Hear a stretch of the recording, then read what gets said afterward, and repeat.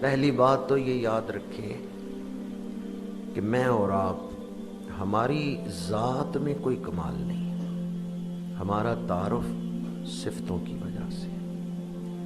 اگر کوئی یہ سمجھے نا میری ذات بڑی اعلیٰ ہے تو وہ شیطان کے راستے پہ چل پڑا ہے، کیونکہ شیطان نے بھی یہی سوچا تھا کہ میں اللہ کا حکم نہ بھی مانوں، میں سجدہ نہ بھی کروں تو کوئی فرق نہیں پڑے گا، میری ذات ہی اعلیٰ ہے، میں بلند ہوں۔ تو جب وہ انا میں مبتلا ہوا، اپنے آپ کو افضل سمجھ لیا صفتوں سے ہٹ کے، تو پھر وہ راندہ درگاہ الہی ہو گیا، برباد ہو گیا۔ اگر کسی کی ذات میں کمال ہے، خوبیاں ہیں، تو وہ اللہ کی ذات ہے۔ جس میں خوبیاں ہی خوبیاں ہیں، جس میں کمالات ہی کمالات ہیں، وہ اللہ کی ذات ہے۔ پھر اللہ نے نبیوں کو ایسی ذاتیں عطا کی ہیں، ایسے وجود عطا کیے ہیں جن میں خوبیاں ہی خوبیاں ہیں، جن میں کمالات ہیں، جن میں عیب نہیں۔ یا فرشتوں کو اللہ نے ایسی ذاتیں عطا کر دی ہیں کہ وہ گناہ نہیں کرتے۔ یا پھر وہ اولیاء کرام جو وہبی ولایت رکھتے ہیں، پیدائشی ولی ہیں، اکابر اولیاء ہیں، ان کی روحوں میں بڑی شانیں ہیں۔ لیکن میں اور آپ جو ہیں عام انسان، ذاتی طور پہ ہم کوئی کمال نہیں رکھتے، ہمارا تعارف ہے تو صفتوں کی وجہ سے۔ کس وجہ سے تعارف ہے؟ ارسطو سویا ہوا تھا تو بادشاہ کی سواری آ گئی۔ ارسطو جو ہے یہ فلسفی بھی تھا، حکیم بھی تھا۔ تو جنگل میں کوئی جڑی بوٹیاں جو ہے وہ اکٹھی کر رہا تھا، تھکا ہوا تھا، سو گیا۔ اس کو نہیں پتا تھا جہاں میں سویا ہوں یہ راہ گزر ہے۔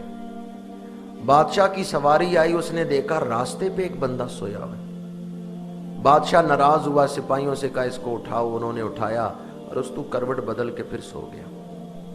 بادشاہ سواری سے اترا، پیر کی ٹھوکر ماری اور اٹھایا۔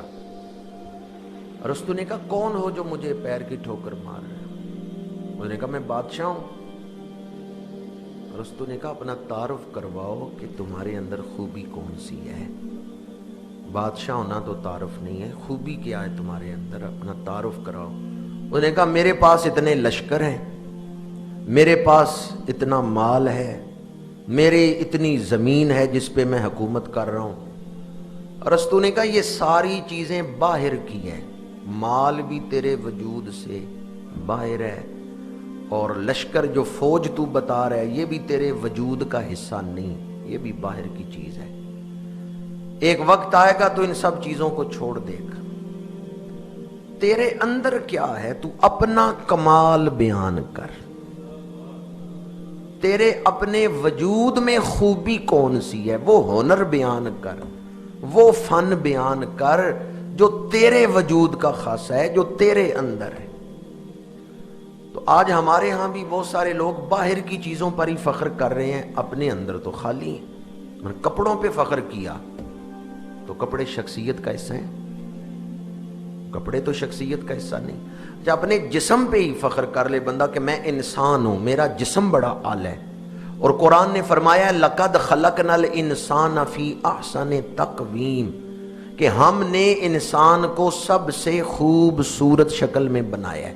تو بندہ کہ اس وجہ سے میں ذاتی طور پہ بڑا کمال والا ہوں، تو جس قرآن میں ہے نا احسن تقویم، اسی قرآن میں ہے اولئک کالانعام بل ہم اضل۔ بعض لوگ ہیں جن کے چہرے انسانوں والے ہیں پر وہ جانوروں کی طرح ہیں، یا جانوروں سے بھی بدتر۔ یہ بھی تو قرآن میں ہی ہے، اولئک کالانعام بل ہم اضل، کہ کچھ لوگ جانوروں کی طرح ہیں، ڈنگروں کی طرح ہیں، ڈنگروں سے بھی بدتر۔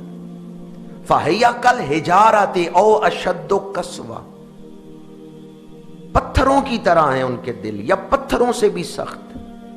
تو اس سے پتا چلا کہ ذات کے اعتبار سے تو ہم اپنے جسم کو بنیاد بنا کے بھی فخر نہیں کر سکتے کہ میری ذات بڑی اعلیٰ، کیوں؟ انسانی شکل ہے میرے پاس، قرآن نے کہا کتنے لوگ ایسے ہیں انسانوں کی طرح ہیں، شکلیں انسانوں کی طرح ہیں، لیکن ان کی حقیقت کیا ہے؟ جانوروں کی طرح یا جانوروں سے بدتر۔ تو انسان ذاتی اعتبار سے کہے کہ میری ذات میں کمال ہے تو وہ خطا کر رہا ہے، وہ بھولا ہوا ہے۔ اصل جو چیز ہے، جو اس کا تعارف ہے، وہ اس کی صفات ہے، وہ اس کا کردار ہے، وہ اس کی سوچ ہے اور وہ اس کا عمل ہے۔ پورے قرآن کا خلاصہ الا الذین آمنوا وعملوا الصالحات۔ انسان کا اصل جو تعارف ہے، اگر سوچ اعلیٰ ہے، عمل اعلیٰ ہے تو انسان فرشتوں سے افضل و اعلیٰ ہے، اور اگر انسان کی صفات اعلیٰ نہیں، نہ ایمان ہے اور نہ ہی تقوی ہے، تو پھر وہ جانوروں کی طرح ہے، بلکہ ان سے بھی بدتر۔